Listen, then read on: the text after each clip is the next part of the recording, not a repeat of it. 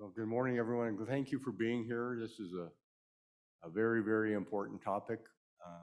And I want my goal was that the Joint Judiciary Committee would hear from the people closest to the effort to let us know where we've come.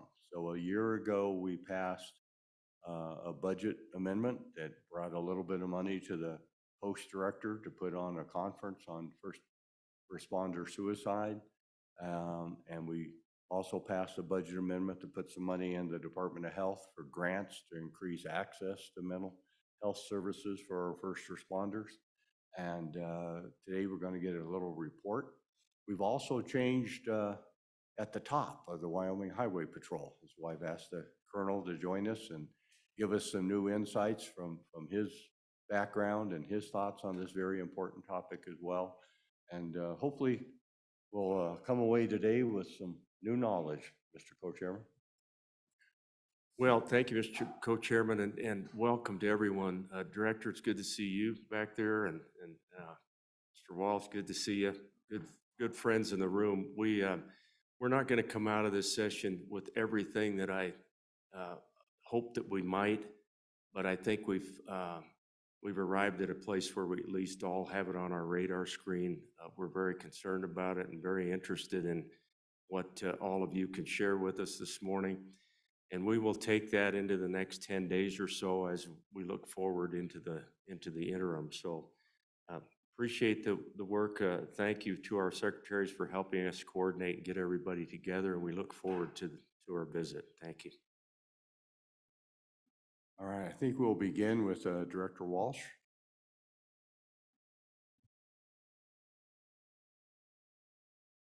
Would you state your name, office for the record, and then tell us a little bit about the conference? Thank you, Mr. Chairman, members of the committee. My name is Chris Walsh. I'm the Executive Director of the Peace Officer Standard and Training Commission. I'll refer to it as POST to keep it brief as we're going through. My responsibilities are certification and training requirements for all certified personnel in the state: peace officers, detention officers, correction officers, coroners, and dispatchers. And I also have a responsibility for misconduct investigations for anybody with those certifications as well. And I appreciate the opportunity to come and speak about what we did with the money that was allocated by the legislature last year. And I'll go through this because I know that we're time compressed, and I've made a few notes here for everybody to keep it within 15 minutes. Last year, we were allocated $25,000 to put on a first responder mental health and wellness conference statewide. What we did at POST was assemble a group of subject matter experts across the state in fields of law enforcement, firefighters, dispatchers, and EMS personnel. That initial group it comprised about 11 people across the state. That committee put together the topics and selected the subject matter experts that would speak at the conference. The conference was scheduled for August 22nd through the 24th in Casper. It was 2.5 days long. It was 20 hours of instruction and presentation. Once all the individuals were selected and the venue was nailed down, we put out the registration. The registration was free to everybody that wanted to attend. It included an invitation for their families to attend as well. We also made a provision where we would pay for volunteers. So think of volunteer firefighters, volunteer EMS. We pay for their room on top of it. We had 102 people sign up for the class. Approximately 84 showed up. And I can't nail the number down because we had a lot of people coming and going, and some that wouldn't be on a registration list because of bringing family members in for different portions. We had presentations from the Casper Police Department, who has put together and is putting together an outstanding peer support program for their officers. Also the Casper Fire Department. And then we had some experts come in, a cardiologist from the Casper area, and he pointed out the effects of stress on the body and how it manifests in you've got the mental aspect, and then it translates into a physical aspect. We had Commander Robert King, who's with the Dr. Gil Martin created a book and a program called Emotional Survival for Law Enforcement. And basically it's how to manage stress in an environment that all these individuals live in.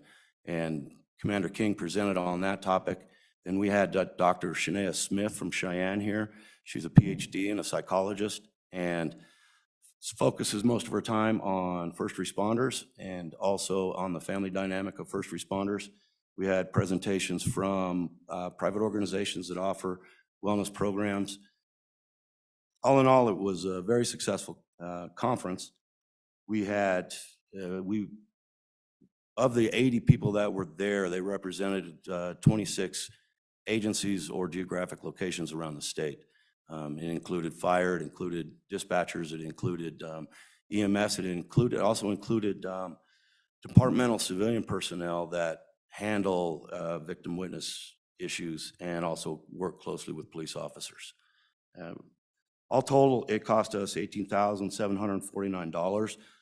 We had $6,200 remaining unspent, and that money was a special allocation, so that'll just go back into the general funds. Once we concluded that conference, you know, there's always a where do we go from here? Is it just a one and done?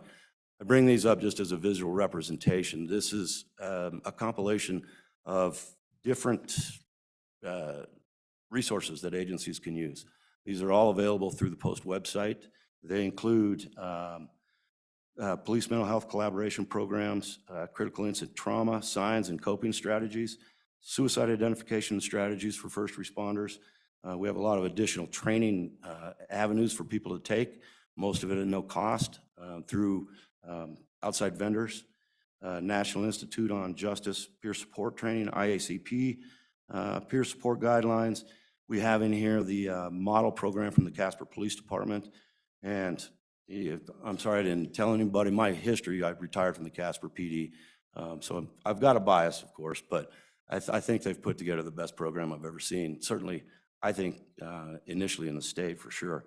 And then information that affects law enforcement mental health, and that is it's diet, it's sleep, it's your personal habits outside of work, and then also the differences between critical incident stress and what people commonly associate with post-traumatic stress and moral injury, and the separation between the two. And a moral injury, just real brief, it's not always, so officers and firefighters and these EMTs, they face horrible things all the time. Coping mechanisms inside these individuals make it so that it does not affect them horribly, but watching it does, because it's man's inhumanity to man. How could anybody do these things? And it's not new.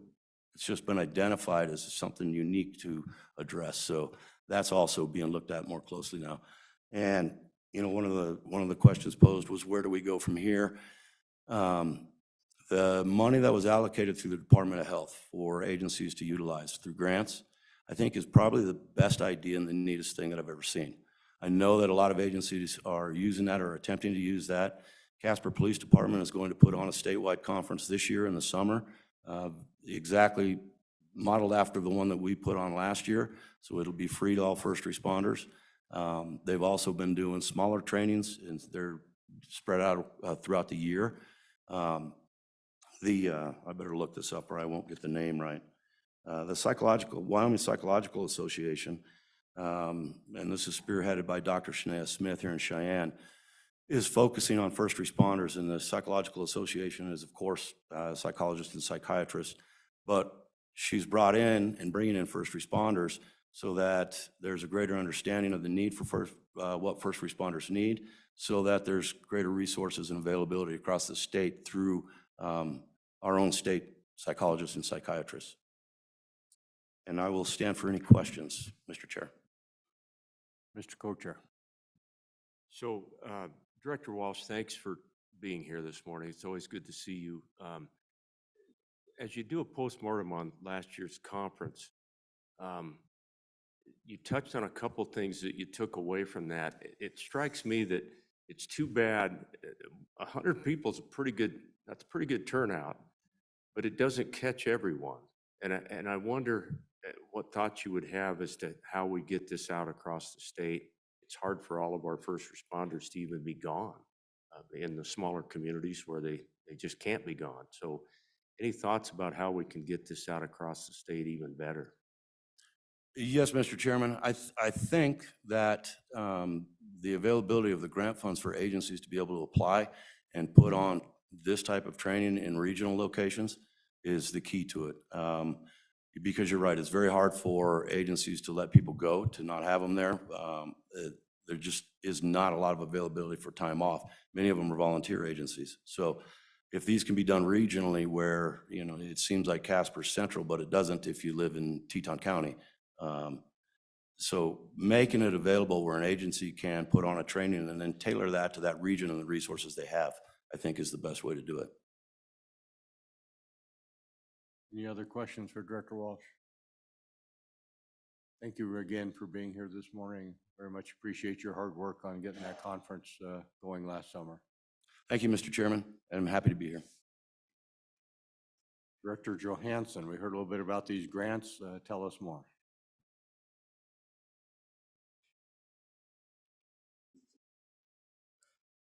Thank you, Mr. Chairman, Mr. Co-Chair, members of the committee, Stephen Johansson with the Wyoming Department of Health.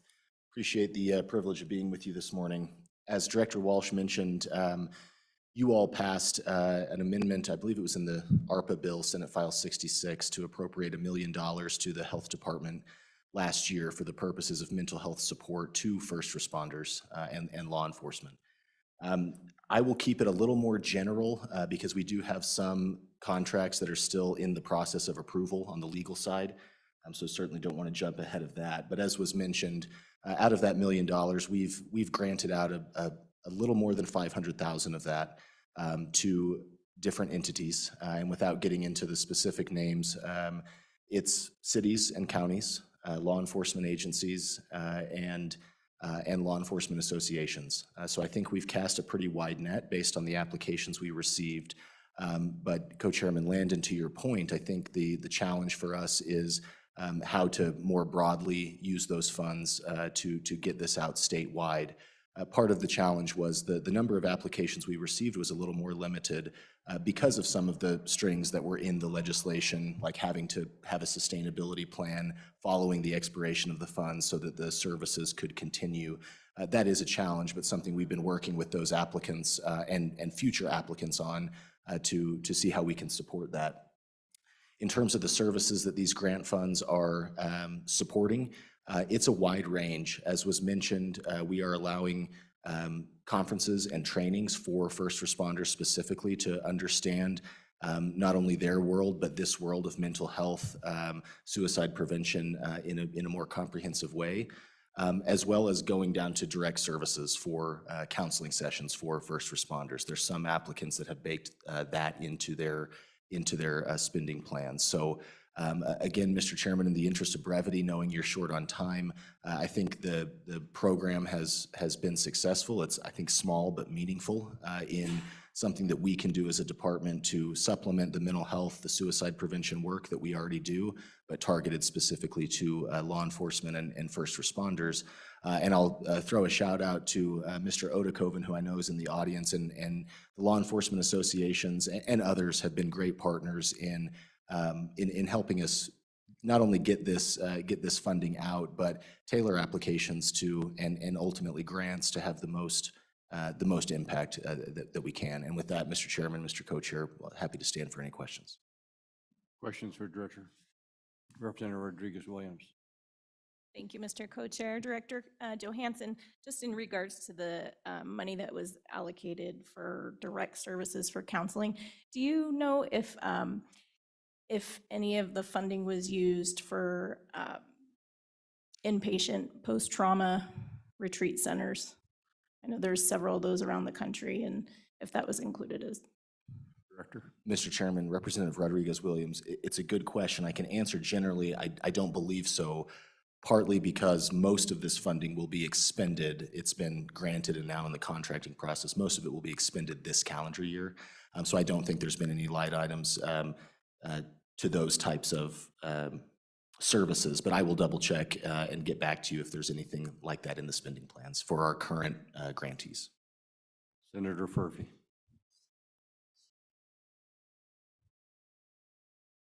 Thank you, Mr. Chairman.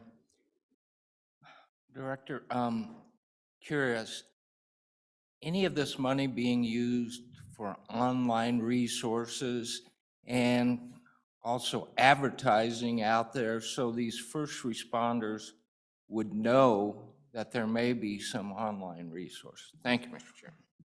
Director. Mr. Chairman, Senator Furphy, very generally, I believe, yes, there are spending plans that include online curricula for certain types of trainings. I couldn't get you the specifics off the top of my head, but happy to follow up. Obviously, in Wyoming, we try to leverage that as much as we can, given our large geography. And to the question earlier about conferences and trainings that are put on in various locations, I think it's in our best interest to do what we can to either record or live stream those so that folks can attend remotely. And I know within some of the contracts and spending plans I've reviewed, there is both telehealth and online learning as part of those.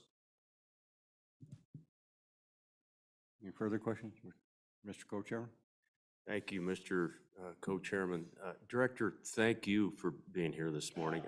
To pick up on where you just left off, I'm sure that you're taking good notes, learning as we go.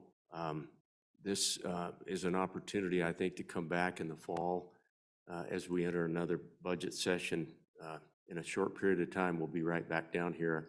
I'd hate to see a program like this get up and going, a good grant type program, and then just drop it. And so I'm sure you're all over that, and I would sure encourage you to take good notes and be ready in the fall to hopefully keep a program going. Have you talked about that? Mr. Chairman, Co-Chairman Landon, it's a good question, and the answer is yes. I obviously am careful there because we don't control the purse here. So that's a discussion we were more than happy to have with the legislature. And Co-Chairman Landon, I will say that we are more than happy to, whether it's this committee or others, to present on an ongoing basis this year on the status of this particular program. As I mentioned, with mental health, suicide prevention work that the department does, this looks like a drop in the bucket. But again, as you've heard testimony this morning, and I'm sure you'll hear more, this is meaningful stuff. It looks small in relation to my very large budget in the Department of Health, but this is very targeted work and I think important work. We are more than happy to present both the pros and the cons of how these programs have gone to this committee and look at the sustainability of the program going forward. Director, one of the things I envisioned with some of this grant money was the possibility of departments, both fire, police, EMS, many of them already have employee assistance programs. I was wondering, is anybody using this money to pay some of their clinicians in those employee assistance programs to spend time at the firehouse and riding along with police officers and interacting in those professional settings? Because I know from my many years ago kind of history, there was a lack of trust and familiarity with many of these folks. And I just wonder if there maybe somebody was using some of this money to bridge that gap and build some of those relationships. Mr. Chairman, pardon my limited knowledge here. I don't know specifically on the employee assistance programs if that bridge is being made or used with these funds, but I will definitely check. That's just me not knowing. But in terms of folks being on site, I think some of the things that I've seen in these grants and the spending plans for them, looking at peer support models within the organization, and doing on-site trainings, doing wellness trainings, et cetera, on-site is absolutely happening. So while I don't know the specific connection to an EAP or an employee assistance program, I'm happy to double check on that.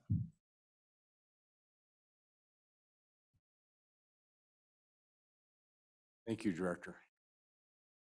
Not sure who wants to jump in next. How about Colonel Cameron and Director Reiner?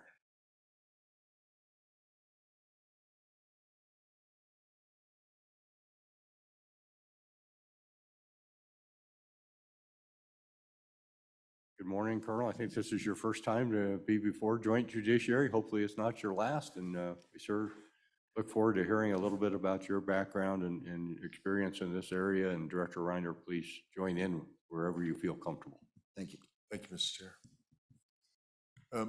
I am Colonel Tim Cameron, the Administrator of the Highway Patrol, probably the newest minted member of the Highway Patrol. My collective experience with the patrol is just about a month and a half. I came from an agency in Maryland, and honestly, I thought we in Maryland, in that agency specifically, were very forward-leaning in the realm of mental health and suicide prevention for our first responders. I'm very pleased to tell you, very quickly I learned that I feel the patrol is forward-leaning. And I think that law enforcement, first responders here are forward-leaning. And I've come to learn about the support that the legislature gave last year and the work that's been done. But I can talk specifically about the patrol. One of the first things that I did as the new administrator was to go through policy. And in our employee support services, there's a preamble to our policy. And it says, provide professional and timely substance abuse and mental health service referrals, assessment, and treatment associated with exposure to daily events with agency employment. And so in the Highway Patrol, it's normalized, for lack of better terminology, to not be okay, and then to ask for help. And one of the first stops on that, or there are really 4 stops. One is a robust, in my opinion, peer support group that can go one-on-one with an employee and provide assistance. They also have access to primary care therapists. We also have a family support network that wraps the employee and takes care of not just the employee, but that extended family, their family, which would be a critical component. And we have an employee assistance program that's facilitated by Dr. Post, who at one time was the police psychologist here in Cheyenne. Our primary care therapist now is Dr. Smith, who you've already heard of. So that's a multi-prong approach. Again, I'm very pleased to know that it's okay not to be okay and to ask for help. And I think the question that was posed, and to ask of the director and I to maybe expound a little bit on what the resource shortage in the patrol is causing with the employees. So we're down a number of troopers, we're down in dispatch and port of entry as well. But what that transfers to is extra hours by employees. So what I've seen, despite we've tried to do less with less, you know, we've had some large scale accidents around the state this winter. Has been, as it was explained to me, this has been a tough winter. I would have thought this was just winter in Wyoming, but I'm glad to know that this has been a tough one. But some large scale accidents. And what I saw was numbers of troopers who were off or who were getting off or came out early to handle these events without even being asked to do so. And so that tells me that the esprit de corps within the agency is at a high level. How long can you continue to perform that way? I hope that we'll be filling the ranks, so relief will be in sight. But that's in a nutshell kind of the patrol's approach to this issue. Do I think we're perfect? Absolutely not. I think you work hard and try to get better every day. And there's some things that I would like to refine and add to the program. After discussing with Dr. Smith yesterday and Dr. Post, who described the EAP as extensively used and well done. That's good to hear from Dr. Post and Dr. Smith, the same thing. I think what is needed, certainly not just for the patrol, but for our first responders, is continuing education to understand mental health and that it is normal to have certain responses to abnormal incidents. And that is absolutely what first responders see, is abnormal incidents. And there is absolutely an effect, either initially or cumulatively, after a number of those events. So I appreciate the opportunity to talk about something that is critically important to me, because I have to take care of the people that take care of the people. So thank you very much for the opportunity. I'm glad to expand on anything or answer any questions. Questions for the Colonel? Colonel, I did hear that you personally went out to that 40 vehicle pileup out there on the interstate, and I'm sure your people very much appreciated seeing the boss show up at a scene like that. I think that says a lot about you, and I'm sure your personnel very much appreciate that. Mr. Chairman, thank you so much for that. That is an experience that you could show me a picture, you could describe it, you could show me a video. None of that would have done justice to the size and the scope of the accident alone, but then add in conditions that I have never stood in my life. So very valuable experience, but I do appreciate what our troopers do. I do appreciate what our dispatchers do, and certainly appreciate what our port of entry. And I've come to have a great affinity for our maintainers, who our troopers work a very coordinated way. Our plow drivers, they're a critically important component. And I would add that they see some egregious things as well. Director Reiner? Yeah, hey, thank you very much, Chairman, members of the committee. Certainly a pleasure to be here. Hopefully you agree, great addition to our highway patrol.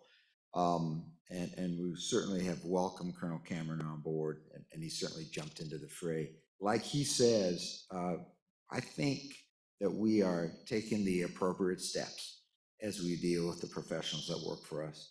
And as I've watched that in this unit, in this position for the last 4 years, we'll keep continuing to do that. Like he says, it's always something that's on your mind, and it's always something we need to pay attention to. What I know from my 36 years wearing a different uniform is that you have to pay attention to it, and that you have to talk about it, and you have to realize, like the Colonel said, that if you have to ask for help, and that's a key mantra that you keep pressing. The other thing I always think about is part of our responsibility as we work with each other in life is that you pay attention to each other. And it's always okay to say to somebody, hey man, how are you doing? You just went through an event. How about, you take the time to go talk to a counselor, because it's not required, and it is encouraged. I would just, with a little bit broader hat, say we also pay attention, as the Colonel said, to others that are on the road, because we often will ask maintainers to assist with accident cleanup scenes, and they are also involved. Sometimes they're the first on the scene, typically not, but sometimes they are. And so the same trauma can occur mentally for those individuals. Different programs, certainly programs run by the state, but I think it's also important to realize that while certainly our law enforcement is the point of the spear in this issue, there's others that are affected throughout our organization and across our state. But thank you for being here this morning. Questions? Mr. Co-Chair. Mr. Co-Chairman, thank you. Director Reiner, it's good to see you again. Enjoyed the last couple of years as Chairman of Transportation, working more closely with you. Just to emphasize what you brought up, a couple of things to the committee. You heard a lot of talk in the hallways, a lot of talk in the chamber floor about the emergency communication system. In both of those incidents that were alluded to by these gentlemen, thank goodness we had that emergency communication system that would allow as many as 6 or 8 different agencies to respond to something like that and get there in a timely manner. So just a little plug for that, and I'm glad that we were able to land that in a spot where we can hopefully keep that shored up. But driving by south of Chugwater not long ago, you couldn't help but notice the car was on its roof. I don't think the accident was good. And there were, 10 or 12 of, we had county there, but we of course had Colonel, your people there. And every time I go by one of those, I just think You know, that's a tough thing to have to go up to that car and find out what's going on in there. So I say that back home all the time.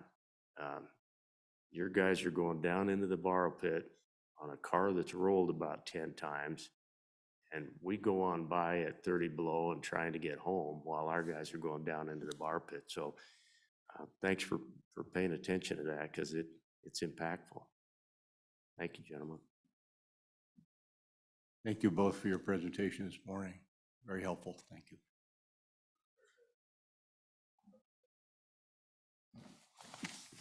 Kara?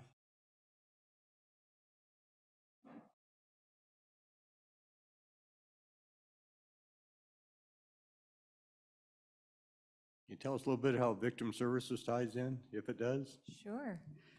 Good morning, Kara Chambers, Director of the Division of Victim Services with the Attorney General's Office. If I may just start off to say that, my experience with victim services is that, we make a great effort to make sure that victims of crime are supported and have the resources. But, most of these victims are only the victim of a crime once and endure that traumatic event one time, whereas these first responders respond to all of them over and over.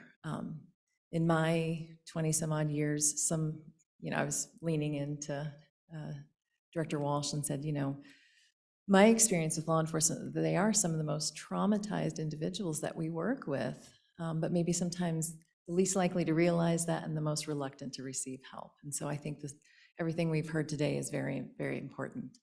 The role that victim services has in suicide is a little tenuous and maybe not directly related to the first responder component of it, but we do receive, the Division of Victim Services receives funding from the Department of Health to do suicide awareness through our school-based Safe to Tell program.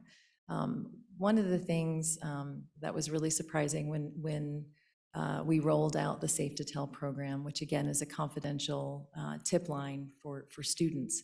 It was originally intended to curtail school violence and planned attacks of that nature. It grew out of Columbine. But since October of 16, when that program was stood up, the #1 tip is suicide. Suicide attempts, suicidal ideation among students. And I think my connection to this conversation is these individuals grow up and they may grow up and become law enforcement and EMS and first responders of that like. And so I like to think that we're that first level of awareness, that there is outreach and support out there, that they know that there are resources available to people who are struggling with this issue. And whether it's a kid who sees his father or mother who struggle with it, I just think we need to wrap our arms around the concept from the very beginning. And so that's my connection. The other connection to suicide, again, not so much related to first responders, is that we can assist some situations with compensation. As you are aware, suicide is not a crime any longer. It was at common law. I always found it interesting that it was a felony at common law. Suicide was a felony at common law, but attempted was a misdemeanor because the concept that you don't want to punish those who fail. But the concept of assisting individuals with this and that it is a violent act. We are able to assist victims who perhaps witness a suicide because of that traumatic experience, or unfortunately, we do have suicide victims who then commit suicide as a result of the trauma related to their primary victimization. But other than that, I will stand for questions if you have any, but I just thank you guys for paying attention to this topic. Seeing none, thank you for being here this morning. Yeah, thank you. I'd like to give an opportunity to Mr. Reddy, Mr. Armitage, maybe speak on the association side on if you. My apologies. I always have that turned off. That's the governor calling. Yeah, I said it wrong, didn't I? Yeah.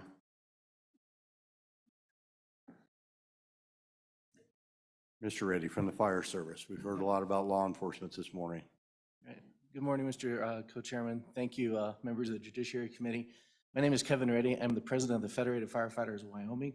We proudly represent the majority of the career firefighters here in the state, and we respond to the majority of emergency medical services, fire service, hazmat, and rescue. I started in the fire service 23 years ago, working on the Bear Lodge Ranger District in the Black Hills. And then I came to Cheyenne. I still work in Cheyenne. I'm a lieutenant on Ladder 1. And, 20 years ago, going through the Casper College Fire Science program, and then going into my first wildland experience, my first boss said, if you stay in this job long enough, you'll bury your friends. And he's been right. Occupational illness, getting burned over, going through roofs, getting hit on the interstate by cars. What he never mentioned, and what's really come to light in the last few years, is I never realized I'd get a call that said you just had a member commit suicide, or a member in another association commit suicide. And we've had those here. Luckily, the Federated Firefighters recognized this opportunity. We had some great leadership from the International Association of Firefighters. And a former district vice president, his name was Ray Ronnie. He was the incident commander of Columbine. And in coalition with Columbine in the aftermath of September 11th, the IFF and their state associations have really tackled mental health and created a campaign we call Taking Mental Health, the Stigma Out of the Shadows. And we are proud to say that we've supported efforts in 4 departments around the state to train IFF peer support members.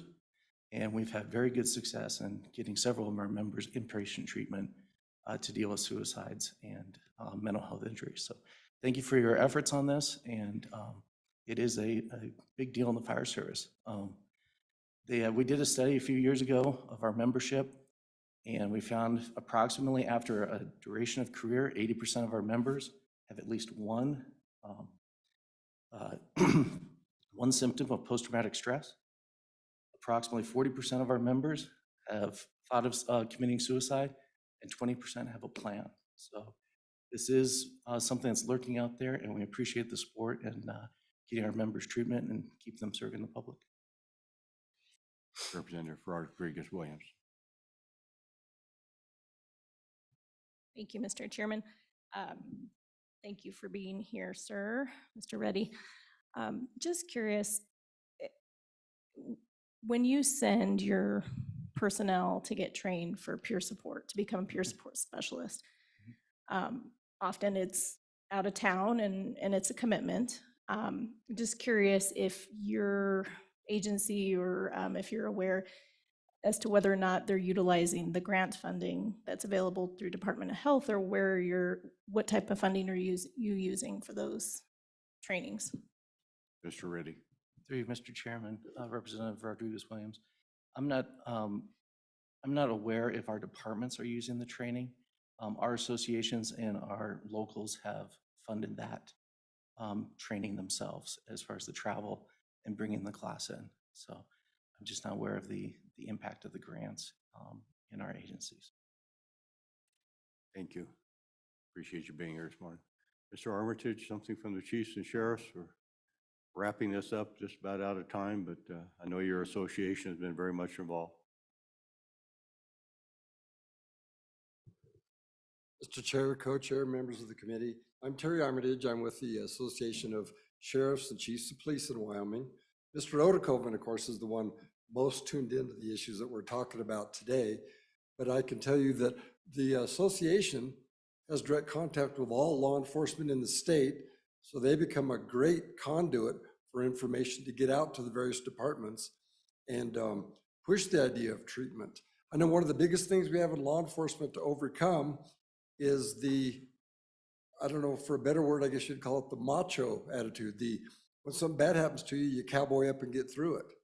And to have to accept the fact that you don't always just get through it that easy and you could use the help, that's hard to get through to the kind of folks in law enforcement. So anything we can do to get that word out and get them to accept the idea that it's tough on folks, and if you get the help you need, you can go on just fine. So with that, I'd stand for any questions. Thank you, Mr. Armitage. Appreciate you being here this morning. Thank you.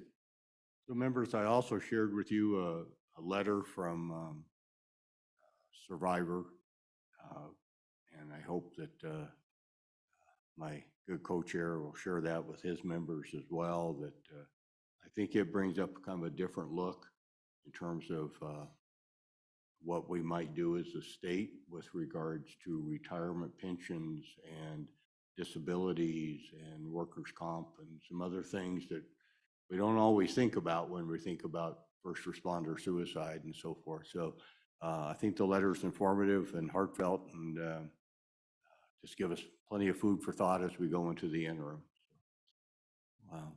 Mr. Co-Chair, why don't you bring us home? Thank you again, Mr. Co-Chairman, for helping put this together. I think it's, as I mentioned, I think it's something that we've done a little better job this session of putting it on the radar screen and being aware of the work that's left to be done. I think that's a really important first step, is just to be aware, better aware of what we're dealing with. It's kind of interesting, these information sessions, we've had about 3 of them, and they all kind of fit.